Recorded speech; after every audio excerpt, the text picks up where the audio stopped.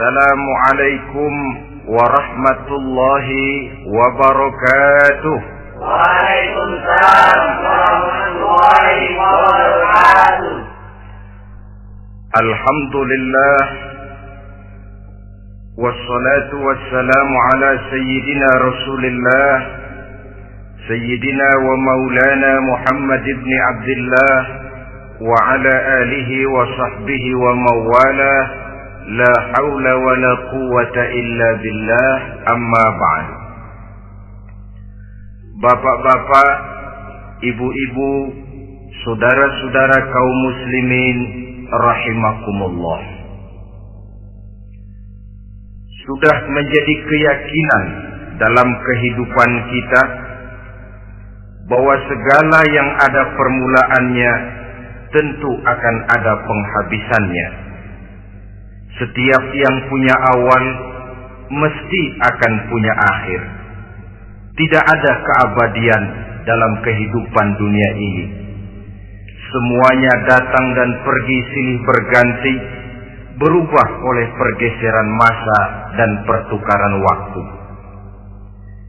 Demikianlah kalau kita mau merenungi kehidupan dari alam di sekitar kita.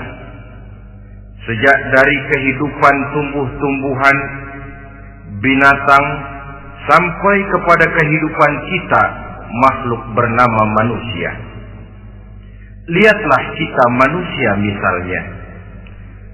Dimulai sejak kita terlahir ke alam ini, keluar dari alam rahim ibu, menjadi bayi yang merah tidak berdaya, untuk kemudian berangsur meningkat menjadi anak-anak. Dari kehidupan anak-anak berubah lagi kita menjadi remaja dengan segala keceriaan dan kelincahannya, dan dari masa remaja naik lagi kita memasuki usia dewasa, untuk kemudian berangsur memasuki hari tua. Lalu setelah kita memasuki hari tua, sehari, seminggu, sebulan, setahun, sampailah kita kepada batas waktu yang telah ditentukan oleh Allah, yang dinamakan ajal, dan bertemulah kita dengan yang disebut maut. Ini merupakan kepastian dalam kehidupan. Kalau saja kita mau merenung perubahan-perubahan yang terjadi pada diri kita, seharusnya membuat kita insaf dan sadar. Di kala remaja kita begitu lincah, punya rambut yang hitam ikal berderai, punya lesung di pipi, punya senyum yang indah menawan setiap orang yang melihat, punya kulit yang kencang dan bersih. Manakala kita memasuki hari tua, perubahan frontal pun terjadi. Kulit mulai jadi keriput, rambut yang tadinya hitam ikal berderai mulai memutih, nikmat berkurang, gigi yang tadinya utuh dan sanggup mengunyah apa saja, satu demi satu permisi meninggalkan kita. Sangat boleh jadi, dikala remaja kita senyum semua orang terpikat. Dikala hari tua dengan kulit yang keriput dan gigi yang tidak ada lagi, manakala kita senyum, mungkin orang bakal lari dari sekitar kita. Kemana keindahan yang tadinya begitu menawan? Kemana senyum lesung pipit yang tadinya menarik perhatian orang? Pergi meninggalkan kita, berubah oleh pergeseran masa dan pertukaran waktu. Nah, bila maut datang menjemput kita, selesailah kehidupan sampai di situ? Ternyata belum. Kalau lahir merupakan perpindahan hidup dari alam rahim ke alam dunia, maka mati hakikatnya merupakan perpindahan hidup dari alam dunia ini ke alam kehidupan yang berikutnya yang dinamakan dengan alam barzakh. Andai kata hidup cuma sekali, secara moral kita sanggup berkata, alangkah tidak adilnya Tuhan. Kenapa? Dalam kehidupan ini kan aneka ragam terjadi. Ada orang yang zalim, ada orang yang dizalimi. Ada orang yang membunuh, ada orang yang terbunuh. Ada orang yang kaya, ada orang yang miskin. Ada orang yang jujur, ada orang yang menghalalkan segala cara. Sehingga banyak ketidakadilan yang terlepas daripada pengadilan dunia. Lalu orang pun bilang, di dunia ini katanya banyak pengadilan tapi sulit keadilan. Di dunia ini mudah mencari pengadilan tapi sulit untuk mencari ketidakadilan. Andai kata hidup cuma sekali, tidak akan ada hidup sesudah hidup yang sekarang ini. Bagaimanakah nasib mereka yang lepas dari pengadilan dunia ini? Alangkah tidak adilnya Allah andai kata tidak ada kehidupan sesudah hidup yang sekarang. Tentulah akan terjadi di mana orang menghalalkan segala macam cara untuk mencapai tujuan. Yang penting kan saya kaya, yang penting kan saya punya jabatan dan kedudukan tinggi. Kalau perlu jilat atas. Kalau perlu sikut kiri kanan. Kalau perlu injak bawah, injak yang bawah. Ini prinsip daripada orang-orang komunis. Dan pantas karena mereka tidak percaya kepada kiamat. Pantas karena mereka tidak percaya akan adanya kehidupan sesudah hidup yang sekarang ini. Maka saya menghimbau kepada seluruhnya, kita sudah kadung menyepakati negara ini berdasarkan Pancasila. Kita sudah kadung konsensus bahwa PKI dengan seluruh ajarannya tidak punya hak hidup di bumi Pancasila yang kita cintai ini. Maka salah satu ajaran PKI tujuan menghalalkan cara.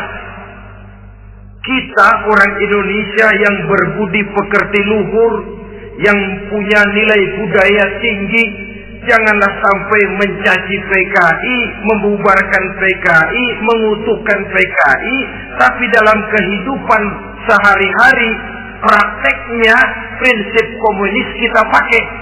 Apa itu? Tujuan menghalalkan cara. Asal sudah tujuan tercapai, cara apapun saja halal.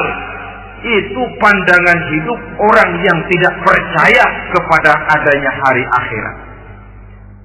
Sebagai muslim yang yakin akhirat ada, kiamat pasti akan datang. Hidup tidak cuma sekali. Maka kalau kita zalim, kalau kita berbuat aniaya, kalau kita melakukan korupsi, kalau kita merugikan orang lain, boleh jadi kita terlepas daripada pengadilan dunia. Tapi ingatlah, kita tidak akan pernah lepas dari pengadilan Allah. Pengadilan Qadhi Rabbul Jalil, di mana kita akan diadili dengan seadil-adilnya. Dan tidak satu perbuatan yang bersifat salah, yang bagaimanapun kecilnya, yang akan lepas dari pengadilan di akhirat itu nanti. Pantas saja kalau satu hari malaikat Jibril datang menasihati Rasulullah sallallahu alaihi wasallam. Yang artinya juga menasihati kita semua. Apa kata malaikat Jibril kepada baginda Nabi? Ya Muhammad, ish ma syi'ta wa innaka mayyitun. Hai Muhammad, hiduplah semau kamu, tapi jangan lupa kamu pasti akan mati. Kalau memang dilarang tidak terlarang, dicegah tidak tercegah, kamu mau melaksanakan hidup menurut maumu sendiri, persilakan, hiduplah menurut mau dan gayamu. Tapi jangan lupa, fa innaka mayyitun, satu saat kau pasti bakal mati. Dan mati itu bukan akhir dari segalanya. Dia babak baru bagi kehidupan selanjutnya.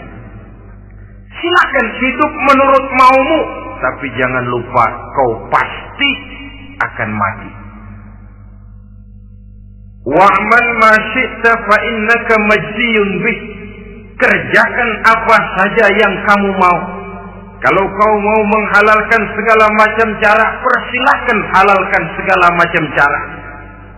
Tapi jangan lupa kau akan mendapat balasan dari seluruh amal perbuatanmu. Wa ahbib ma syi'ta fa innaka mufariquhu.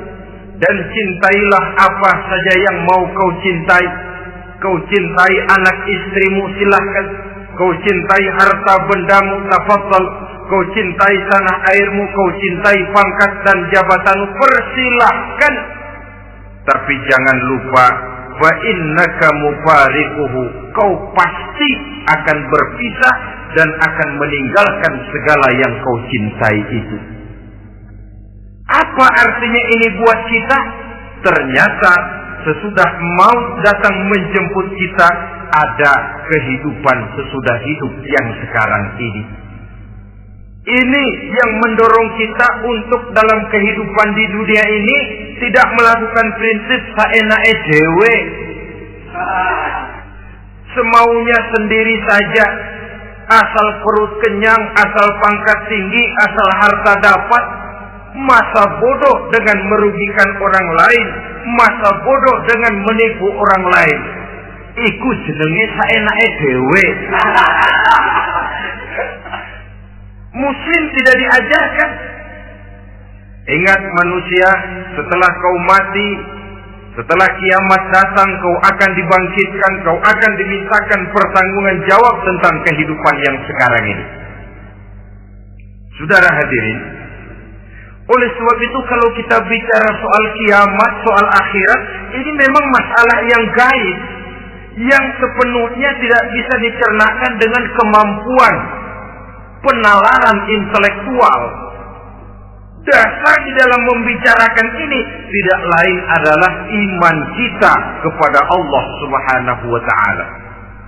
Bukan cuma zaman sekarang, dari zamannya Nabi. Orang itu kalau sudah bicara kiamat, bicara akhirat, ada yang ragu-ragu, ada yang menolak sama sekali. Bukan dari zaman sekarang, dari zaman dulu. Pernah kok satu saat Rasulullah itu dakwah menceritakan, saudara-saudara, akan terjadi kiamat di mana Allah akan membangkitkan manusia dari kuburnya untuk memintakan pertanggungan jawab. Ini dalam dakwahnya Nabi pidato macam itu. Apa reaksi orang? Yang beriman ya mantap, tapi yang tidak beriman, bajingan-bajingan Quraisy ini, mereka bertepuk tangan, mengejek, mencaci. Malahan ini yang luar biasa, ada dua orang kafir namanya Ubay bin Ka'ab dan Al-As bin Wa'il. Mendengar pidato macam ini, mereka buru-buru pulang ke rumah. Ngapain? Ngambil pacul. Lalu berangkat nyari kuburan tua. Dia gali itu kuburan. Tulang-tulangnya diangkut, dibawa ke depan Nabi. Ya Muhammad, tulang-tulang yang udah hancur begini, siapa yang bisa ngidupin lagi? Yang macam-macam aja kamu Muhammad. Enggak rasional, enggak masuk akal. Allah menjawab. Apa kata Allah? وَضَرَبَ لَنَا مَثَلًا وَنَسِيَ خَلْقَهُ قَالَ مَنْ يُحْيِي الْعِظَامَ وَهِيَ رَمِيمٌ قُلْ يُحْيِيهَا الَّذِي أَنْشَأَهَا أَوَّلَ مَرَّةٍ وَهُوَ بِكُلِّ خَلْقٍ عَلِيمٌ. Mereka memberikan perumpamaan kepada kami, kata Allah. Mereka melupakan asal kejadiannya. Mereka bertanya, siapa yang sanggup menghidupkan tulang belulang yang sudah hancur kayak begini? Qul yuhyiha alladhi ansaha awwala marrah. Katakan kepada mereka Muhammad, yang akan menghidupkannya adalah Dia yang telah menciptakannya pertama kali dulu. Kalau Dia sanggup menciptakan, Dia tentu lebih sanggup lagi untuk mengembalikan reproduksi ciptaan itu sebagaimana semula. Yang paling kasihan yang ragu-ragu, akhirat itu ada apa enggak sih? Kiamat itu ada apa enggak sih? Lantaran ragu-ragu, terombang-ambing dia antara harapan dan putus asa, antara kenyataan dan idealisme. Ada yang buta sama sekali 100% terhadap keadaan-keadaan sesudah mati. Perhatian mereka hanya tercurah kepada kehidupan sebelum mati. Yang mereka perhatikan siang dan malam tidak lebih daripada urusan perut. Pergi pagi, pulang sore, peras keringat, banting tulang. Cuma soal makan, soal minum, soal pakaian, soal kendaraan, soal rumah tangga, soal anak, soal istri. Yang mereka pentingkan hanya soal-soal politik misalnya, ekonomi, pembangunan dan industri. Untuk soal-soal kayak begitu, bias betul. Habis seluruh waktu untuk memikirkan, meningkatkan kebudayaan, politik, sosial, ekonomi. Kadang-kadang kurang tidur, kurang istirahat, berkeliaran ke sana kemari ke tempat yang jauh-jauh.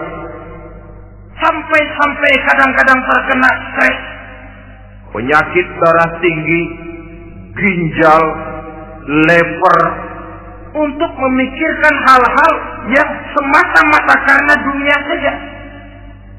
Lantas boleh jadi mereka mendapatkan kekayaan yang berlimpah ruah, mendapatkan kedudukan yang tinggi, nama yang semerbak, dikenal orang di barat dan di timur, di utara dan di selatan. Tetapi alangkah kecewanya mereka jikalau datang ajal menjemput nyawa, mati mereka, meninggalkan harta yang banyak, nama yang masyhur. Mereka disebut dengan jasa-jasanya. Radio memberitakan, TV menyiarkan, koran-koran memuat.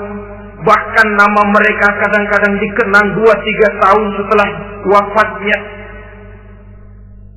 Tetapi dalam pada itu, roh mereka merintih, mengeluh, menderita, karena dilemparkan oleh Allah ke tempat-tempat yang kotor.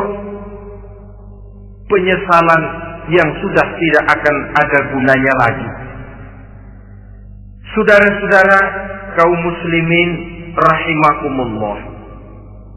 Oleh karena itu, kehidupan akhirat bukanlah dongeng dan takhayul, bukan khurafat dan khayalan. Kehidupan akhirat, hari kiamat adalah kebenaran dan kepastian. Dalam surah Al-Hajj ayat ke-7, Allah Subhanahu wa taala menyatakan, wa anna as-sa'ata atiyatun la raiba fiha wa anna Allah yab'atsu man fil qubur. Dan bahwasanya kiamat itu sesungguhnya adalah sesuatu yang pasti dan tidak ada keraguan-raguan lagi di dalamnya. Dan bahwasanya Allah sungguh-sungguh akan membangkitkan manusia dari kuburnya masing-masing. Nah, kalau kita sudah yakin kiamat sesuatu yang pasti adanya, akhirat sesuatu yang pasti adanya, dari mana pembicaraan tentang kiamat ini kita mulai? Tentu dari diri kita. Marilah kita mencoba melihat proses perjalanan hidup ini sampai kita memasuki kiamat. Hadirin tidak ada makhluk secantik manusia. Tidak percaya, pernah ke Ragunan? Saudara masuk ke kebun binatang. Segala macam makhluk ada di situ. Ratusan macam jenis binatang. Bandingkan dengan saudara, kira-kira cakep mana?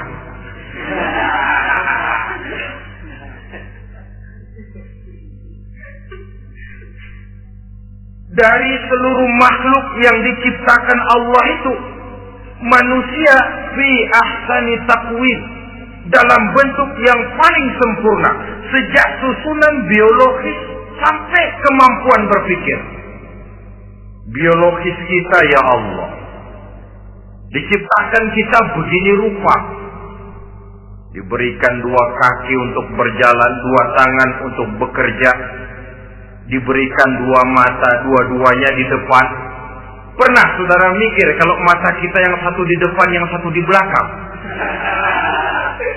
Rasanya nggak laku kacamata.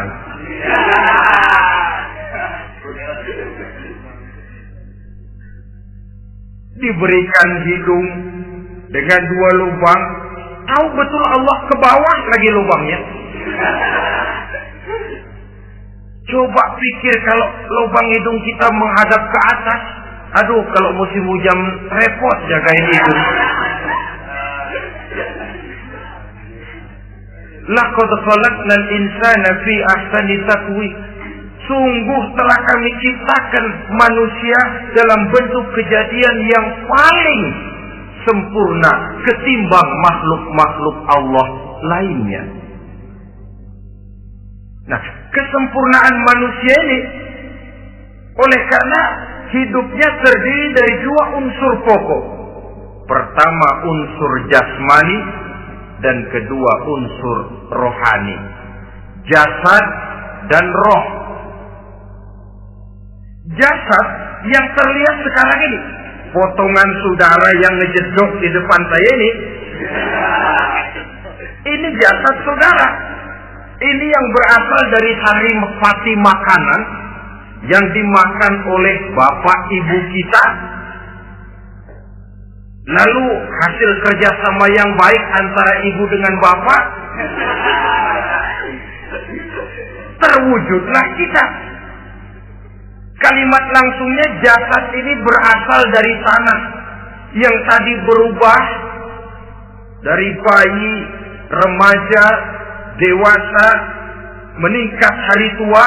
Yang berubah itu jasmani kita. Kenapa? Karena jasmani itu materi, benda, daya tahannya terbatas.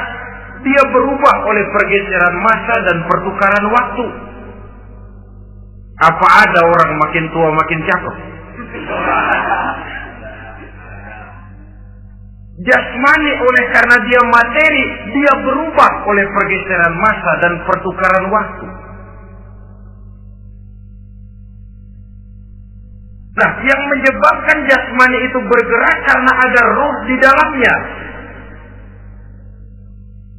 Ini yang menyebabkan kehidupan.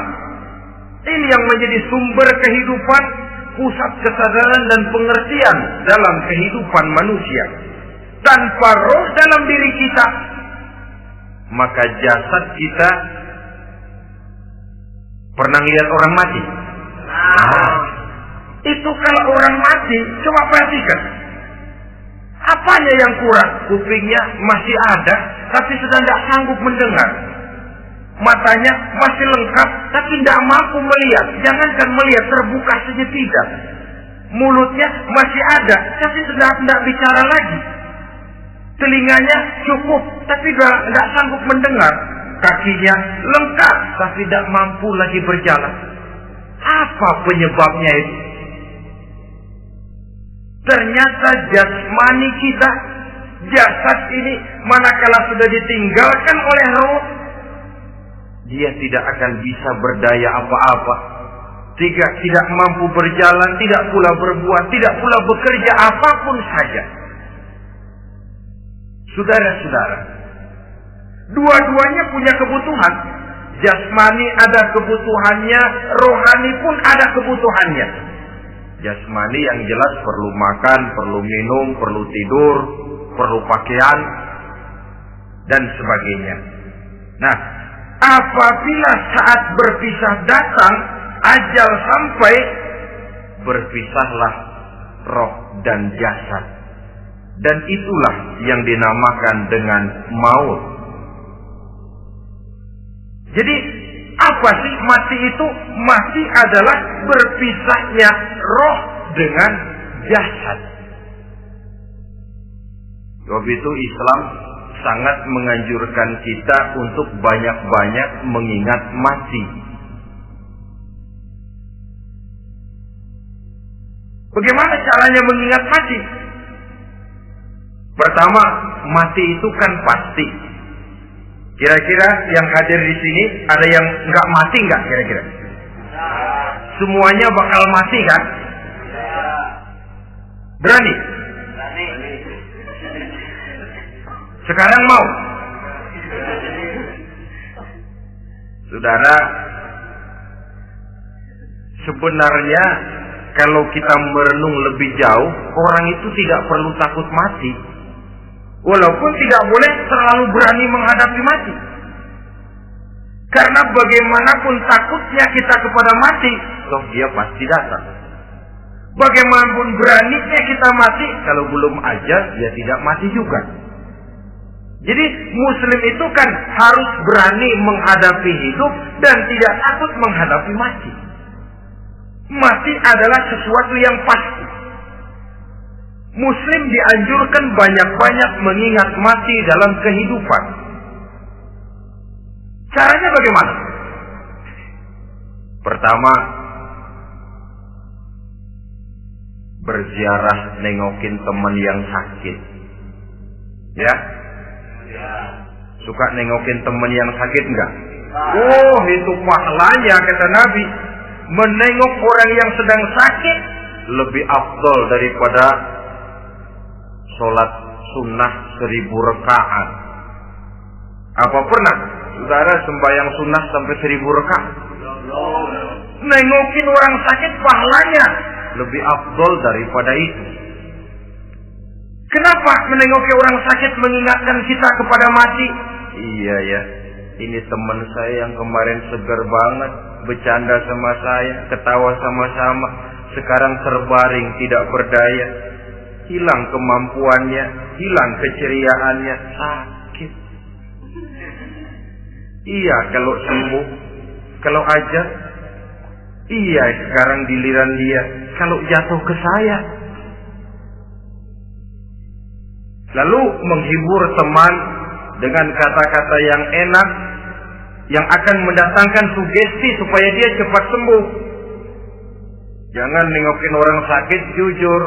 Sakit apa lu? Perut. Emang temen gua kemarin sakit begini mati. Wah, itu orang bisa jadi shock lantaran etika kita tidak akan sampai ke sana. Menjenguk orang sakit akan mengingatkan kita kepada mati. Apalagi ziarah kubur. Ada yang orang tuanya sudah meninggal? Nah, kalau ada, ya tidak bisa tiap hari, sekurang-kurangnya seminggu sekali. Jumat pagi misalnya, ziarah kita ke kubur. Sehingga kalau kita masuk kubur kan ada etikanya. Assalamualaikum ya ahlal kubur wa inna insyaallahu bikum lahiqun. Hai penduduk kubur, keselamatan bagi kamu dan kami yang masih hidup sekarang ini insyaallah pasti bakal nyusul kamu. Iya, yang kemarin gagah benar sekarang terbaring tanpa daya. Ini unggukan kuburannya. Yang kemarin ada sekarang sudah tidak ada. Kemana dia? Kami satu saat pasti akan begini. Ingat mati. Lalu apalagi yang bisa membuat kita ingat kepada mati? Mengawal jenazah. Bukankah sangat dianjurkan oleh agama? Bahkan kalau bisa sejak mengurusnya, memandikannya, mengkafankannya, menyolatkannya untuk kemudian mengantarnya ke kubur. Hari ini saya antar dia ke kubur, besok boleh jadi saya yang diantar orang. Hari ini saya solatkan dia, besok boleh jadi saya yang disolatkan orang. Hari ini saya masukkan dia ke liang lahat, besok mungkin giliran saya dimasukkan orang ke liang lahat. Ingat mati, tumbuh kesadaran. Lalu daya positifnya dalam kehidupan apa? Nah, saudara-saudara hadirin, orang yang mengingat mati bukan lantas menjadi lemah dalam kehidupan, menjadi putus asa, sedikit semangat, terbentur kesulitan, mudah frustasi. Bukan itu tujuannya kita diperintah mengingat mati. Jelasnya Islam menganjurkan kita untuk mengingat mati guna maksud-maksud yang positif, supaya orang lalu sadar hidup ini cuma sebentar. Maka mumpung hidup, nah ini mumpung, tapi mumpung yang baik. Mumpung hidup, maka hidup yang singkat ini harus saya pergunakan dengan sebaik-baiknya, melakukan kebajikan yang sebanyak-banyaknya, menjauhkan rasa malas, menunggu keajaiban yang datang dari langit, berleha-leha, bermain-main, sementara maut kalau dia datang tidak pernah main-main. Pantas kalau seorang penyair bernama Syauqi memesankan, tazawwad bitaqwa fa innaka la tadri idza hanna al-lailu hal ta'ishu ila al-fajr, kam min sahihin mata min ghairi illatin wa kam min 'alilin 'asha hinan min ad-dahri. Persiapkan dirimu dengan takwa, sebab kamu tidak tahu apabila malam datang kamu masih bisa hidup apa enggak besok pagi. Apa ada jaminan saudara yang kumpul di depan saya malam ini besok masih bisa hidup? Tidak. Ada jaminan? Tidak ada sama sekali. Kam min sahihin mata min ghairi illatin. Berapa banyak orang sehat mati enggak pakai sakit lagi. Sebabnya kadang-kadang ringan saja. Ada yang cuma jatuh di kamar mandi, mati. Ada yang cuma ketiban pensil. Iya, kalau ketiban pensil 3 peti masa nggak mati. Ta'addadatil asbab wal maut wahid. Sebabnya boleh jadi macam-macam, tapi mati satu juga, yaitu mati. Dia seperti kelapa yang terlalu tua jatuh ke bawah, yang kembang baru keluar pun jatuh ke bawah. Itulah mati. Dia datang menjemput yang bayi, dia datang mengambil yang anak-anak, dia datang juga kepada yang remaja, kepada yang dewasa, kepada yang tua sekalipun. Jangan yang remaja lalu berpikir, gua rasanya masih jauh banget sama mati. Ini sesuatu yang pasti yang kita tidak pernah diberitahu kapannya. Kalau dikasih tahu kapannya kan kita bisa, umpama malaikat maut datang ke rumah saya, saudara Zainuddin kau mati 80 tahun lagi. Wah, saya kan berhitung, masih lama, poya-poya aja dulu Tapi ini tidak pernah diberitahu kepada kita.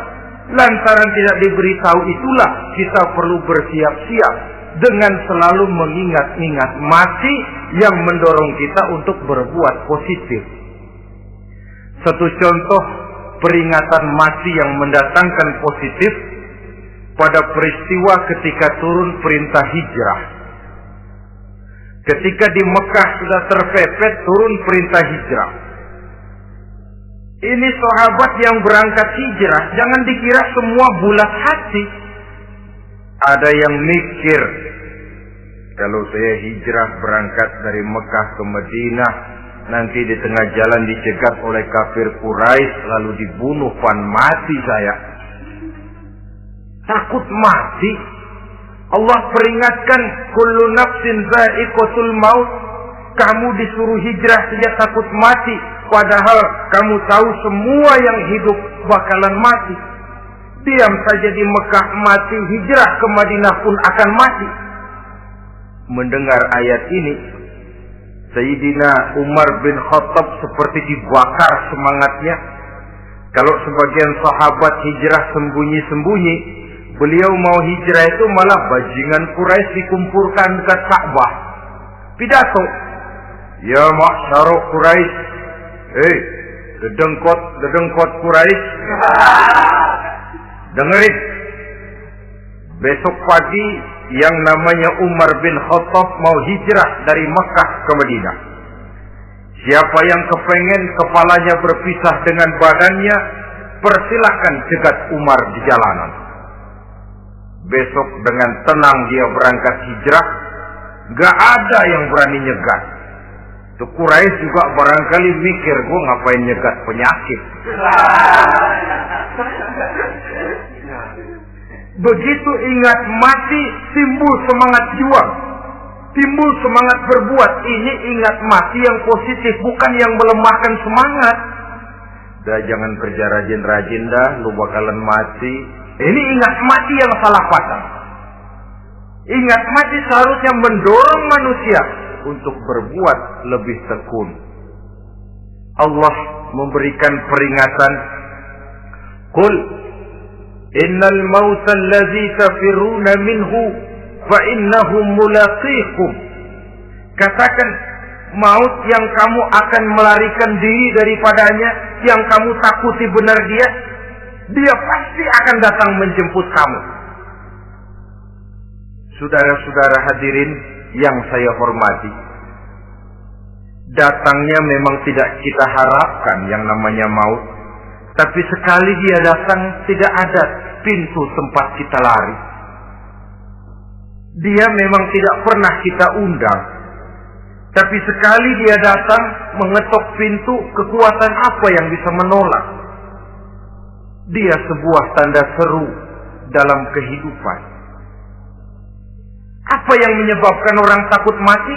Pertama barangkali karena dia tidak tahu bagaimana kehidupan sesudah mati. Alam kubur gelap, alam akhirat gelap. Sehingga dia bingung, lantaran bingung lalu jadi takut.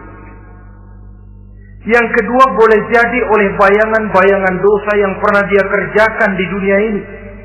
Kerjanya cuma menumpuk dosa. Dia gembira, bahagia, tertawa di atas tumpukan dosanya. Merasa segan berpisah dengan seluruh kehidupan ini. Sehingga boleh jadi maut adalah sesuatu yang ditakutkannya benar dalam kehidupan. Tapi bagaimanapun takutnya, tidak ada tempat lari dari dia.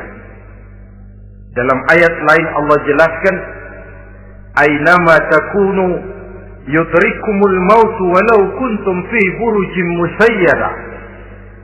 Di mana saja kamu berada, dalam benteng yang paling tangguh sekalipun, maut pasti akan datang menjemput kamu.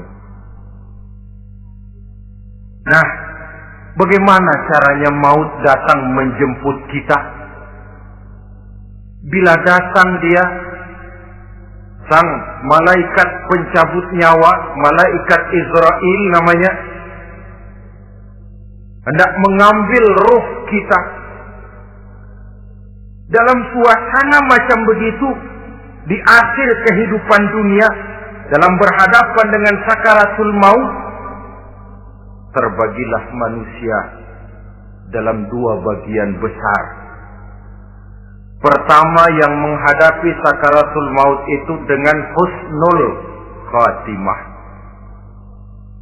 baik di akhirnya, sehingga pada saat ruhnya berpisah dengan jasadnya, kelihatan dia seperti senyum, mukanya cerah, Bahkan sebelum itu boleh jadi dia sempat meninggalkan pesan-pesan yang baik. Ada yang sempat azan, ada yang sempat baca Quran. Pernah kan nemui orang yang mau mati seperti itu? Yang sempat azan, yang sempat baca Quran, yang sempat meninggalkan wasiat-wasiat yang baik. Sebab apa? Malaikat maut datang menjemput mereka juga dengan baik-baik. Dicabut ruhnya perlahan-lahan. Tapi sungguh pun perlahan-lahan. Pedihnya, sakitnya tetap tiada tara. Rasulullah Sallallahu Alaihi Wasallam, dikala beliau hendak berhadapan dengan sakaratul maut, diceritakan mencelupkan tangannya ke dalam gelas berisi air, lalu mengusapkannya ke muka beliau seraya berdoa, "Ya Allah, mudahkan saya dalam menghadapi sekarat ini." Beliau juga yang mengatakan bahwa sakitnya sakaratul maut sama dengan 300 kali bacokan pedang. Sehingga kita diajarkan doa, di antara doa selamat itu kan ada Allahumma hawwin alaina fi sakaratil. Ya Allah, mudahkan saya di dalam menghadapi sakaratul maut itu. Ketika ruh ini keluar dari jasad, mata masih mengikuti ruh itu. Jika kadang-kadang ada yang matanya terbelalak dan tidak sempat ditutup, terbuka terus, mengikuti ruh itu keluar dari jasadnya. Adapun golongan kedua, manusia yang ketika berhadapan dengan sakaratul maut mendapatkan su'ul khatimah, jelek di penghabisannya. Sekaratnya sudah setengah mati, lalu jelek juga di akhirnya, mati dalam keadaan yang tidak baik, tidak terpuji. Ada yang lagi megang kartu, mati. Ada yang lagi di tempat ngadu ayam, mati. Ada yang lagi di tempat pelacuran, mati. Ada yang lagi megang botol minuman keras, mati. Nih barangkali malaikat maut gemes banget nariknya, lu bajingan, lu tarik terus kan. Mati su'ul khatimah. Makanya bagus itu. Kadang-kadang di majelis-majelis taklim kan sering dibaca, Ya Allah biha, Ya Allah biha, Ya Allah bihusnil khatimah. Kan ada itu? Ada enggak? Saudara hadirin, mohon agar oleh Allah kita diberikan husnul khatimah, baik di saat ruh akan berpisah dengan jasad. Ini sesuatu yang pasti. Sang malaikat maut datang menjemput nyawa. Setelah ruh berpisah dari badan, maka tinggallah sang badan, ditangisi oleh semua yang kita tinggalkan.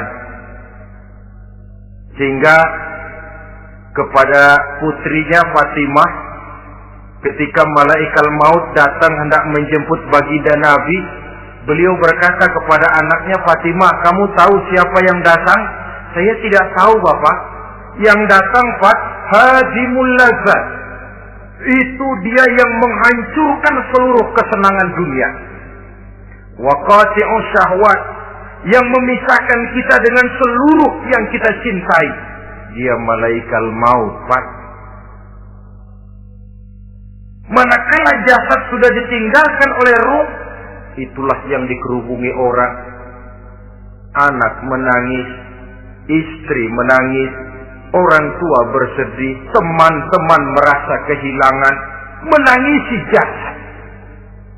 Diuruslah jasad kita, dimandikan sebagaimana mestinya, dikafankan dengan kain putih 3 lembar, itu yang hendak kita bawa kembali ke tempat asal kita. Pakaian sutra jas yang mereknya Switzerland wool, kain yang Samarinda, sepatu yang Belly atau Beltoni, jam tangan yang Rolex, kendaraan yang serba mewah, tidak ada yang menyertai kita. Kain putih 3 lembar itu saja lagi.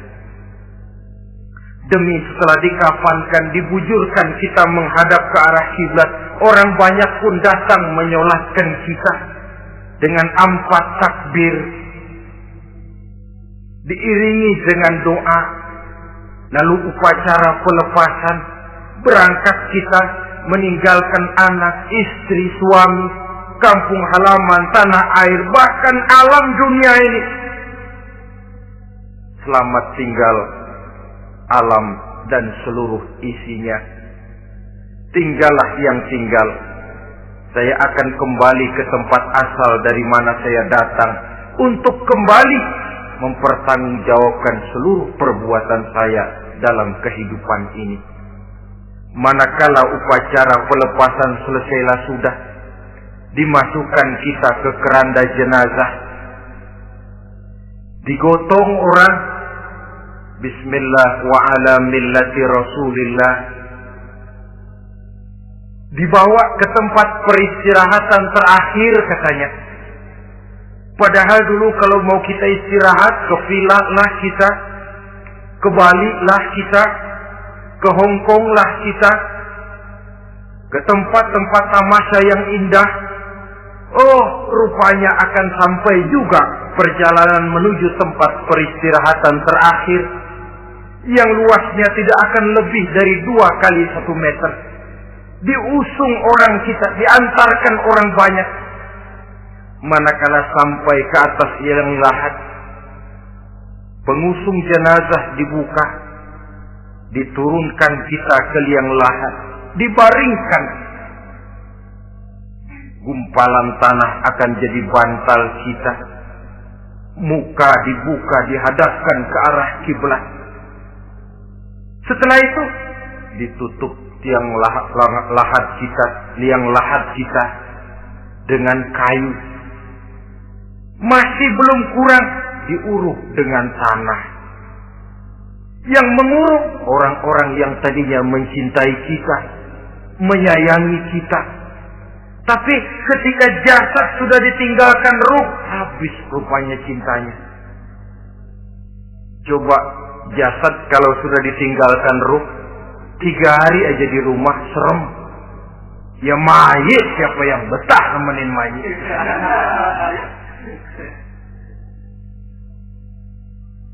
Lalu bila upacara pemakaman selesai, maka berusahalah semuanya. Para pengantar akan kembali ke rumahnya masing-masing. Maka masuk kita ke alam kehidupan, yaitu yang disebut alam barzakh atau alam kubur. Apa selesai hidup sampai di situ? Tidak. Hanya beberapa langkah setelah yang mengantar kita pulang, diriwayatkan dalam hadis Bukhari dan Muslim, bila seseorang sudah diletakkan di kuburnya, lalu yang mengantar kembali pulang, maka roh si mayit akan dapat mendengar bunyi terompah orang yang pulang itu. Bunyi terompahnya terdengar. Datang 2 malaikat menanyakan dia dengan pertanyaan-pertanyaan yang kalau bisa dijawab dengan betul. Dua malaikat yang bernama Munkar Nakir akan bilang, jawabanmu betul. Tenanglah kau di sini, naumatal arus. Tidurlah kau di sini seperti tidurnya pengantin. Orang yang baik-baik di alam kuburnya akan mendapat nikmat kubur.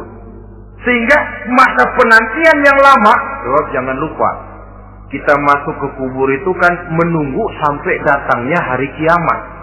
Jadi kalau kiamat umpama masih 1000 tahun lagi, ya 1000 tahun kita menunggu. Orang yang baik-baik penantian di alam kubur, kata malaikat, naumatal arus, tidurlah kamu seperti tidurnya pengantin. Bagaimana sih tidurnya pengantin? Enggak berasa. Iya, kata anak sekarang, endah aja. Begitu mendusin pagi, kata lakinya, malam sebentar bener ya Neng. Sebentar betul katanya malam. Ya tentu saja tidak terasa. Kenapa? Dia tidak pernah memikirkan waktu. Terbawa oleh kenikmatan dan kelezatan yang dirasakannya dalam kehidupan. Tapi orang kafir, orang yang dosanya bertumpuk, tidak sanggup menjawab pertanyaan dua orang malaikat, maka dia akan mendapat azab di alam kuburnya terus menerus siang dan malam sampai datangnya hari kiamat. Ibarat maling ayam ketangkep, belum masuk pengadilan udah dikebukin duluan. Kan begitu kan? Ada maling ayam nggak di sini? Nah, itu yang nyaut tadi pengalaman itu. Di sidang belum divonis, belum digebukin babak belur. Saudara hadirin, maka alam kubur bisa merupakan raudhatun min riyadil jannah. Taman di antara taman-taman surga pun juga bisa merupakan hufratun min hufarin niran, menjadi liang daripada neraka. Ada lagi riwayat yang dari Imam Muslim yang diperoleh dari Zaid bin Sabit.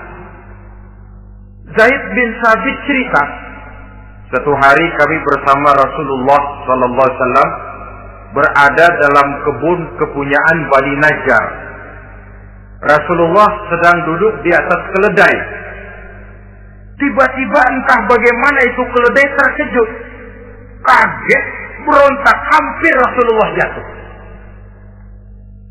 Rasulullah kemudian bertanya, rupanya di kebun itu ada kuburan tua, 5 atau 4 kuburan. Rasulullah lalu bertanya, saudara-saudara ada yang tahu nggak ini kuburan siapa? Nggak ada ya Rasulullah. Memang kenapa? Ini penghuni kuburnya lagi disiksa oleh Allah. Andai kata boleh saya mohon kepada Allah supaya kamu dengar seperti yang saya dengar, andai kata saja kamu kuat mendengarnya, saya pasti akan berdoa. Tapi sayang, saya yakin kamu pasti tidak akan kuat mendengar mereka mendapat azab di kuburnya. Hadis sahih riwayat Imam Muslim dari Zaid bin Sabit. Kehidupan di alam barzakh. Pak, iya kalau yang matinya dikuburin. Nah kalau yang matinya diceburin ke laut, dibakar, di medan perang hilang gak ketahuan kemana jenazahnya. Saudara, hilang kek, dikubur kek, di dalam lautan, direndam kek, itu kan cuma logika kita. Menurut Allah tidak ada perbedaan orang mati dikubur di dasar lautan, atau dibakar sampai jadi abu, atau gugur di medan perang tidak ketemu jenazahnya. Entah mereka tetap masuk ke alam barzakh namanya. Jasad boleh hancur, tapi roh sebagai sumber kehidupan, pusat kesadaran dan pengertian, dia tetap ada, mengalami kebahagiaan dan kegembiraan, atau mengalami kepedihan dan penderitaan, bergantung kepada amalan yang kita lakukan dalam kehidupan di dunia ini. Maka dalam Yasin tadi kan jelas, Qul yuhyiha alladzi ansha'aha awwala marrah. Yang menghidupkan mereka yang dikubur di dasar lautan, mereka yang dibakar sampai jadi abu, yang akan menghidupkan ialah Allah yang menciptakan mereka dulu pertama kalinya. Jadi kalau sudah ada aslinya, ya tentu tidak perlu contoh lagi, akan sangat mudah membuatnya. Orang tua kita, keluarga kita yang sudah berpulang, mereka di alam barzakh sekarang ini bisa mendapat nikmat kubur, bisa mendapat azab kubur. Bergantung amalan mereka dalam kehidupan di dunia ini. Dalam Musnad Imam Ahmad dan Sahih Abi Hatim malah ada tambahan riwayat. Orang yang banyak kebajikannya di dunia, amalannya akan datang menemani dia. Sholatnya dekat kepalanya, puasa sebelah kanan, zakat sebelah kiri. Menghibur dia. Malahan dikatakan berbentuk orang yang cantik menemani dia di alam kuburnya. Aneh dia tanya, man anta lam ara fid dunya ajmal minka. Siapa kamu? Di dunia ini belum pernah saya melihat orang secantik kamu. Dia jawab, ana amaluka sholeh. Saya adalah amalmu yang soleh yang kau kerjakan waktu di dunia. Saya sekarang diperintahkan untuk menemani kamu di sini. Alhamdulillah. Sedangkan amalnya yang jahat akan datang dalam bentuk yang menyeramkan menemani dia di sana. Bayangin deh, di kuburan ditemenin yang serem-serem. Sama juga di dunia. Di dunia, kalau kita di tempat gelap ditemenin orang cakep, enak nggak?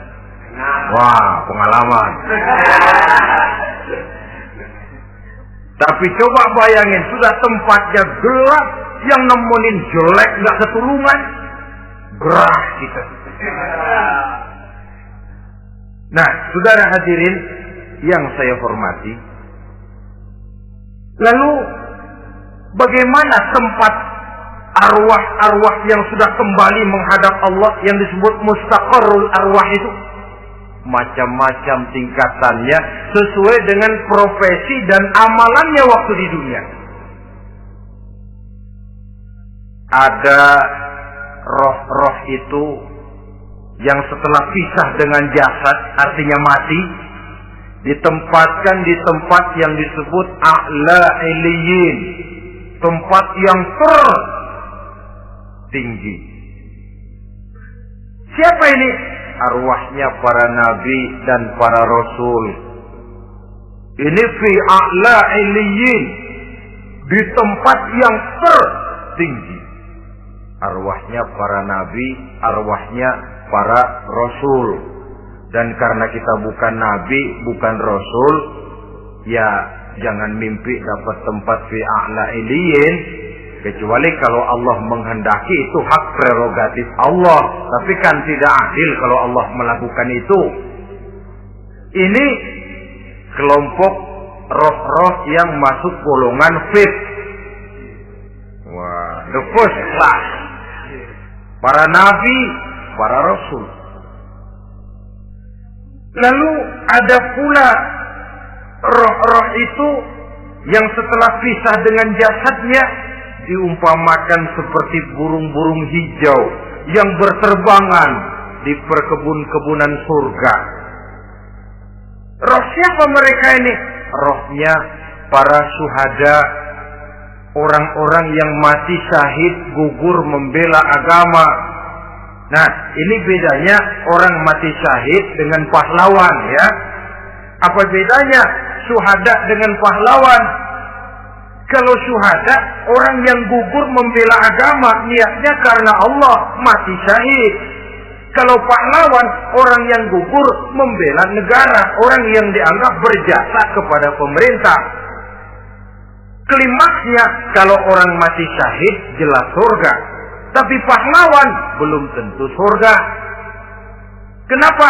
Bergantung kepada negara macam apa yang dibelanya dan pemerintah model mana yang dibelanya.